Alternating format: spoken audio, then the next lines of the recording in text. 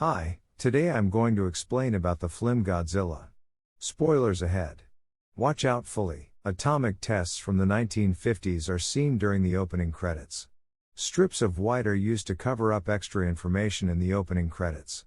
The military is donning protective eyewear, nuclear bombs are detonating, and Godzilla-like spines are temporarily visible protruding from the water. They're attempting to destroy Godzilla.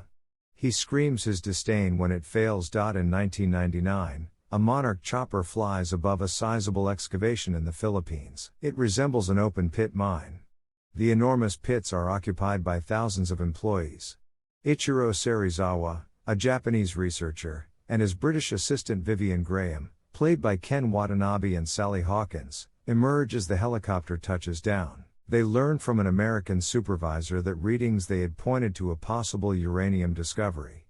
Heavy machinery was brought in and stacked onto the job site before collapsing into a cavern below. They go there to see a gigantic, skeletonized cadaver that fills the cave as far as the eye can see. A kind of cocoon that appears to have hatched and is dangling from the cave's roof is visible. As you get deeper into the cave, it appears as though a huge creature had crawled out of the cave and ripped a path across the countryside as it made its way towards the sea. Graham and Serizawa are perplexed as to what might have emerged from the cocoon. Joe Brody, Bryan Cranston, is on the phone feverishly worried about nearby seismic activity at the Jinjiri nuclear power plant in Japan. He believes that the power plant need to be turned off as a safety measure. He is worried about upsetting the Japanese because he is an American, but he insists on a meeting to voice his concerns. His shy son has created a sign for him.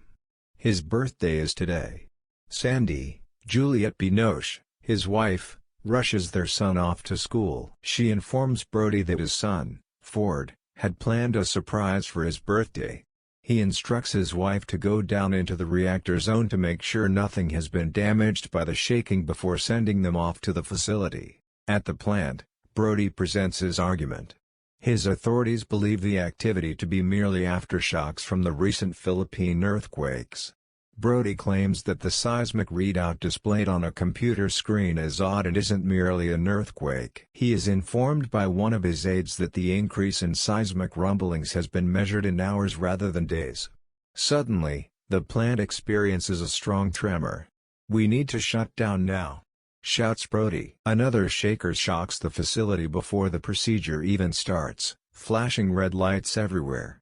Brody's wife is down there, and the reactor has been compromised. In order to save his wife, Brody rushes downstairs and demands that the protective shield door be kept on manual override.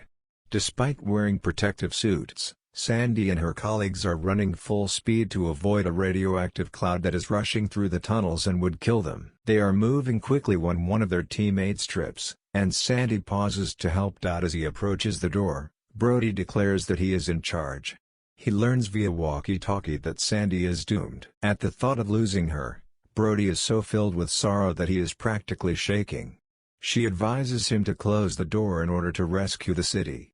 He holds off sealing the door and sealing their destiny until the very last second. Sandy and others of her colleagues arrive just a few seconds after the main door has been closed.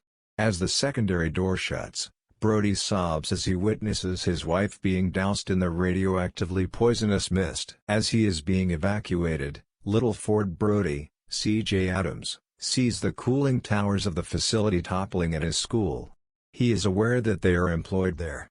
While he watches his entire existence come to an end, all of his classmates run outside. Lieutenant Ford Brody, Aaron Taylor Johnson, an adult, is returning to his wife Elizabeth Olsen, and little son Sam, Carson Bolt, in San Francisco after spending 14 months at sea with the U.S. Navy. Apprehended for trespassing, Ford heads out to meet his dad. Ford resolves to assist his dad reluctantly. They return to the previous neighborhood, which appears deserted and overrun. A pack of dogs suddenly runs through the scene. How is it possible that in a radioactive wasteland? When Joe examines his Geiger counter, it detects absolutely no radiation. He quickly removes his safety mask and takes a long breath, demonstrating that the air is entirely safe. Ford is coming to the conclusion that something is wrong. Joe takes his 3.5-inch zip disks while they search the house. After locating a photo of Sandy, he turns to see Ford's birthday sign that has been in place for all these years. Ford discovers an old army toy soldier and steals it in the meantime. They are startled out of their daze by the whirring of helicopter blades. As they leave, security officers who speak Japanese seize them and take them to the ostensibly deserted nuclear plant. Graham and Serizawa are conversing with a few other people. They are worried about activities surrounding a strange organic structure in the shape of a cone that protrudes from the old reactor's surface. They are interrupted by someone who urges them to accompany him. They are led to the location of Joe's interrogation. Graham affirms that his data is remarkably comparable to what they are currently seeing, despite the fact that he comes across as frenetic and a little insane. He is the only one left who remembers what occurred 15 years ago, and he demands to see his son and learn more about the tragedy that claimed lives. Ford is placed on a chopper heading to Hawaii for a ride back home, because he doesn't have much to contribute. The Muto is traveling across the Pacific, according to the Navy. Alongside Godzilla's spines, which are moving in the same direction, the fleet moves in that direction. According to Serizawa, Godzilla is hunting the Muto and intends to fight it in order to bring nature back into balance. Ford is at the Honolulu airport waiting for the train to take him to his terminal. A little Japanese youngster becomes enthralled with the toy soldier while he is playing with it. As the doors close and the youngster wanders on board the train without his parents, Ford assures them that he will bring their boy back as they panic. He hopes he won't be late for his flight. Young girl at a hotel luau witnesses the plane's explosion in the distant hills. The young girl notes that the seawater appears to be rapidly retreating from the coast, which causes the throng to get alarmed. A tremendous amount of water is being displaced by something. We rapidly realize that Godzilla is what's stirring up all that water. As the beast descends to the ground, Honolulu is inundated. The luau is inundated, as is the whole of downtown. When the power returns to the airport, it is shown that the Muto has arrived at the elevated lines and that the train is barreling right into its jaws. Passengers are sent to their deaths as the behemoth tears up the track. Ford clings on for dear life, grasping the child as he drops from the wrecked train. Godzilla fights the Muto, but the latter escapes by flapping its enormous wings and moving onto the mainland.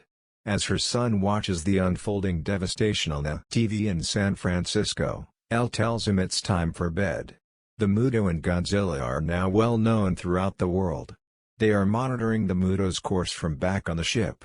It appears to be traveling towards San Francisco. Graham and Serizawa understand that it must be going to the other Muto, who is long believed to be dead.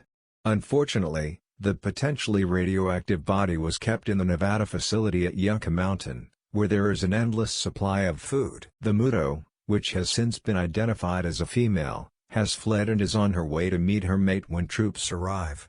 Las Vegas is immediately crossed by the route. The second Muto, which is significantly bigger and more potent than the first, lumbers across Las Vegas, obliterating everything in its path. The Navy has devised a plan to use a nuclear weapon to lure the two Mutos offshore. Godzilla will follow quickly. The bomb will then be detonated, eliminating all three demons. They start moving it to a boat where they can send it away from the city and have more tools. In the metropolis, where the Mutos are viciously jabbing their hooks into Godzilla's enormous torso, the battle between the titans continues. Despite appearing defeated, he keeps fighting. Ford returns to the nest and discovers thousands of eggs, which he realizes pose a greater danger.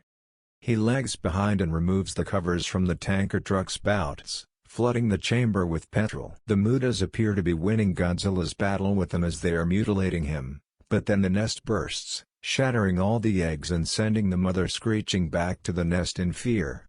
This respite is just what Godzilla needs. He regains his momentum and resumes his battle with the Muto in flight.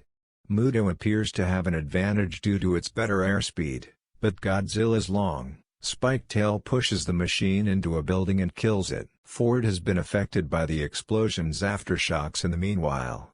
While lamenting the loss of the pups, the female Muto scents the bomb and goes back to get it. When Godzilla unexpectedly reappears and his spinal crest starts to glow blue, the female appears to notice Ford and leans menacingly near to him. The beast attacks the female Muto with a powerful radioactive breath blast that drives it away. He keeps engaging them in hand-to-hand combat. The team arrives aboard the ship and makes an attempt to head for open ocean, but the engines are destroyed by an EMP from the female Muto. The soldiers bravely attempt to save the mission, but the beast shows up and begins tearing them apart. Godzilla suddenly sneaks up and snatches Mama Muto by the throat. He rips her jaws open and blasts a nuclear fireball down her throat, destroying the beast and ripping off her head. Godzilla finally succumbs to its wounds and passes out on the sand. The autopiloted boat makes a nuclear explosion in the distance, safely escaping the city. In the aftermath, San Francisco's streets are littered with Godzilla's severely damaged corpse. Ford is hobbling through a stadium shelter that was hurriedly renovated. Although he has located his kid, Elle is still missing, and rescue workers are still working to save patients from the hospital that was destroyed during the Kaiju conflict. Ford and Elle are reunited and the threat is avoided when Serizawa, in the meantime, bemoans the sight of the enormous beast's lifeless body.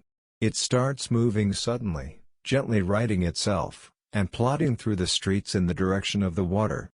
Serizawa beams with delight that this powerful, the king of the monsters, savior of our city? According to news reports. After that, Godzilla returns to the water and swims off into the sea. Thanks for watching this awesome recap. Subscribe for regular movie updates.